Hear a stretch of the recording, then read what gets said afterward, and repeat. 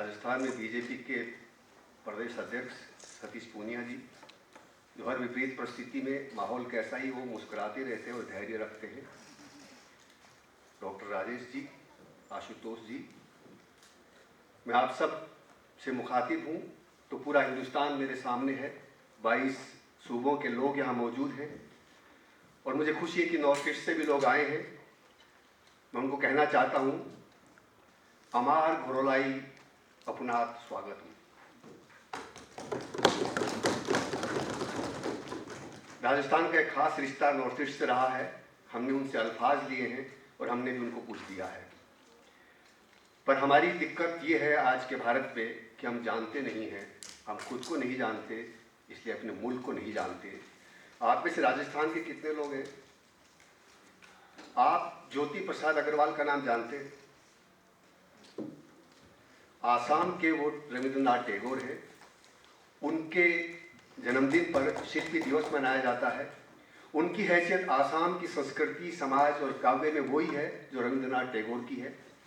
वो राजस्थान के चूरू जिले से गए थे और आसाम के लोग जानते होंगे कि आसाम का जो जातीय गीत है, ओमूर अपनार देश, उसको लिखा लक्ष्मीनाथ बेजबरुआ ने था, लेकिन उसको लयबद्ध किया कमला प्रसाद अग्रवाल ने, जो राजस्थान से गए। अगर हम ये सब चीज़ें जानते हैं तो एक दूसरे से हम अधिक जुड़ते हैं। आसाम का जो जातीय गीत है वो अपनी धरती की प्रशस्ति करता है और भारत माँ से जुड़ता है।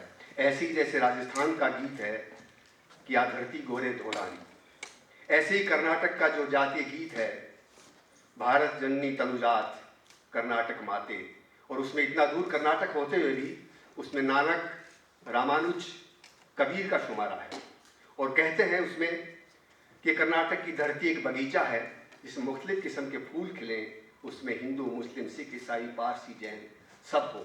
यानी हमने सबको एक साथ लेके चलने की संकल्प किया है। हम एक मुश्किल दौर में हैं इस समय, और मैं एक शायर के बहाने कहूँ कि बस्तियाँ मखमूर यूं ही उजाड़ और सहरा नहीं हुई है, घर घर के दरमियान फासले हुए होंगे। जब हमारे बीच में फासले होते हैं तो हमें दिक्कत आती है। हम एक दूसरे को कैसे जोड़ते हैं, ये हमारे पुरखों ने बहुत सलीके से किया। बहुत दूर दिल्ली से केरल है, लेकिन केरल के एक राष्ट्र कवि जैसे हैं वलथल, जो कहते हैं कि when you hear the name of India your heart must swell in pride, and when you hear the name of Kerala the blood throb in your vein. अर्थात जब आप भारत का नाम सुनते हो तो आपका सीना अभिमान से फूल जाना चाहिए। जब आप केरल का नाम सुनते हो तो आपकी शिराओं में रक्त तेज से प्रवाहित हो जाना चाहिए। लेकिन उसी बीच हम एक खबर भी पढ़ते हैं कि केरल में जो मलयाली नर्सें काम करती है उनसे कहा गया कि आप मलयाली में न बात करें। बाद में उसको सुधारा भी गया। तो हमें जब हम जानने लगते हैं, उत्तर भारत में कम लोगों को पता है कि वलथल ने क्या कहा था। अगर हम जानने लगेंगे तो हमारी निकटता, हमारे रिश्ते और अच्छे होंगे। मैं शुक्रगुजार हूँ अपने पूर्वजों का, जिन्होंने भारत को जोड़ने के लिए कितने प्रयत्न किए हैं। आप सोचिए कि उधर आसाम है, असम है, इधर सम है, इधर रांची है, उधर कराची है, उधर कुरनूल है, इधर करनाल है, उधर मथुरे है, इधर मथुरे है।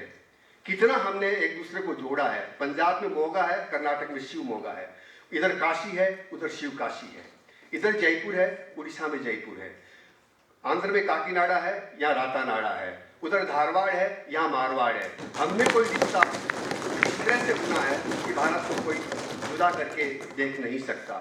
हमारे पूर्वजों ने जो संदेश दिया, जब युधिष्ठिर से पूछा जाता है, यक्ष सवाल करते हैं तो पूछा कि धर्म से बड़ा क्या है, उन्होंने कहा दया। दया क्या होती है? हर आवाम की खुशहाली की कामना करना धर्म है, दया है। तो हमारे भीतर दया है, पर यकायक हम देखते हैं कुछ किस्से, घटनाएं जो क्रूरता का भाव पैदा करती है तो दिल हमारा दुखता है। हिंदुस्तान के बारे में अच्छी बात कही जाती है कि विरोधाभास की सरजमी है। जो रॉबिन्सन कैम्ब्रिज के इकोनॉमिस्ट थे, उन्होंने एक बार कहा कि what ever you can rightly say about India that is true, but opposite is also true. आप जो कुछ देख रहे हैं वो सही हो सकता है भारत में, लेकिन इसके विपरीत भी उतना ही अच्छा है। उसी की पुष्टि करते हुए सारा मैकडोनाल्ड है, जो ऑस्ट्रेलिया से हर साल भारत आती है, लगभग भारत का अध्ययन किया है और अपनी एक किताब Holi cow an Indian adventure में कहती है, India is beyond statement for what you can say that is true but opposite is also true.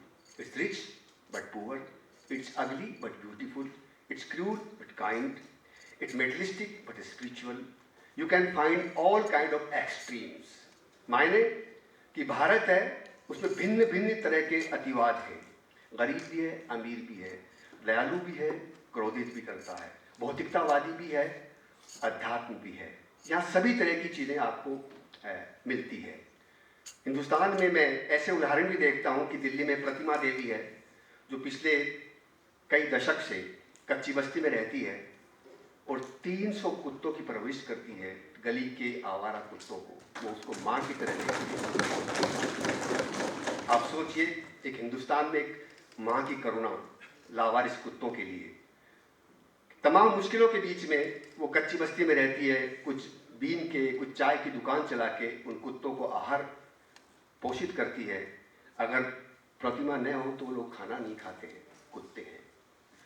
इसी भारत में बेंगलोर में एक लड़की गामिनी 20 साल की, घर का पालतू कुत्ता चला गया, उसकी मौत हो गई तो इतनी गमज़दा हुई कि उसने अपनी जान दे दी एक जानवर के लिए। और उसी बेंगलोर शहर में एक पत्रकार को कुत्ते की मौत मार दिया जाता है। ये भी एक भारत है। कितना बड़ा। हाल के समय कुछ घटनाएं हुई है जो हमारा दिल दुखाती है। अभी 2 महीने पहले अलवर में एक कुत्ते को 3 लोगों ने बेदर्दी से मारा, उसके पांव काटे गए। एक इंसान से ऐसी कामना नहीं कर सकते।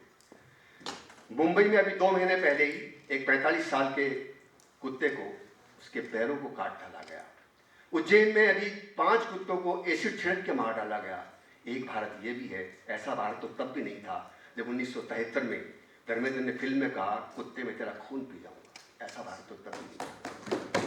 ये घटनाएं हमें चिंता करती है, लेकिन ऐसी घटनाएं भी हम जब देखते हैं कि प्रतिमा देवी भी मौजूद है, जो किस कदर एक जानवर की परवरिश करती है, जो हमारे संस्कार के भीतर है, जो हमें टूटने नहीं देती है। मैं आपकी सभागार में एक सवाल पूछना चाहता हूँ कि मैं रोज़ देखता हूँ कि सभी धर्मस्थलों में, इबादत गाहों में श्रद्धालुओं और अकीदतमंदों की संख्या बढ़ रही है। हजारों लाखों लोग वहाँ जाते हैं। तिरुपति में जब सामान्य दिनों 70,000 लोग रोज जाते हैं, ऐसे सिद्धि विनायक में 25-30 हज़ार लोग जाते हैं। इतने ही साईं बाबा के यहाँ जाते हैं। कोई मंदिर मस्जिद गुरुद्वारा नहीं है जहाँ संख्या न बढ़ी हो। जब धर्म का इतना प्रचार प्रसार हुआ है तो फिर जुर्म क्यों है? क्यों प्रतिदिन 21 औरतों को दहेज की बलि चढ़ा दी जाती है? क्या ये धर्म है? हम कौन से भारत में रह रहे हैं? 2001 से लेकर 2011 तक आंकड़े बताते हैं कि जिस चीज़ का सबसे ज़्यादा विकास हुआ वो इबादत गाह और धर्म स्थलों को 26% बढ़ोतरी हुई उस एक दशक में, और फैक्ट्री कारखानों की बढ़ोतरी 13% हुई। हिंदुस्तान में 30 लाख मंदिर मस्जिद गुरुद्वारे हैं और 26 लाख कारखाने और वर्कशॉप हैं, 8 लाख अस्पताल हैं। हम वो तहजीब हैं जो ये कहती है कि शिक्षा का केंद्र एक इमारत नहीं है, वो सरस्वती का मंदिर है। हम उसको मंदिर की तरह देखते हैं। तो ये मंदिर तो बढ़नी चाहिए, क्योंकि कौशिक बसु एक एकेडमिशियन है। वो कहते हैं, great civilisations and great nations build on shoulders of great academics and great universities. जब आपके विश्वविद्यालय अच्छे नहीं होंगे तो समाज अच्छा नहीं होगा। क्यों? जब विदेशी आक्रांता हम पे हमला करते थे तो पहले हमारे किले, मेहराब और इमारतों से नहीं, हमारी यूनिवर्सिटीज़ पे हमला करते थे, हमारे पुस्तकालयों पे हमला करते थे, क्योंकि उनको लगता था कि हिंदुस्तान की शक्ति इनके ज्ञान में है, उस ज्ञान पे आक्रमण करते थे। इसीलिए अगर हमारी शिक्षण संस्था खराब हो जाएगी, कमज़ोर हो जाएगी, इसमें हमारा कोई ध्यान नहीं है। मैंने 1 साल राष्ट्रीय यूनिवर्सिटी में पढ़ाया है। परीक्षा के दिन मैं देखता हूँ कि परीक्षा केंद्र के बाहर पासबुक का ढेर लगा रहता है। वो पढ़ के बच्चा कोई अच्छा नागरिक नहीं बनेगा, वो अच्छा सैनिक नहीं बनेगा, वो अच्छा डॉक्टर नहीं बनेगा, वो अच्छा राजनेता नहीं बनेगा, और इन सबसे बड़ा वो अच्छा वोटर भी नहीं बनेगा। दुनिया हिंदुस्तान को देखती है, हमसे नसीहत लेती है। मेहरबानी करके मैं आपसे गुजारिश करूंगा कि एक बार हिंदुस्तान को नज़रों से देखो जिस नज़रों से दुनिया आपको देख रही है। मार्क ट्वेन 130 साल के आसपास हिंदुस्तान आए थे, 2 महीना भारत में गुजारा, और वो पहले पश्चिमी थे मेरी नज़र में जिन्होंने पश्चिमी भारत की झांकी प्रस्तुत की थी, वो जयपुर भी आए थे। उन्होंने हिंदुस्तान को परिभाषित किया, India is the cradle of civilisations, is the birth place of women speech. Hindustan सभ्यताओं का झूला है, पालना है। ये वो धरती है जिसने जहाँ इंसान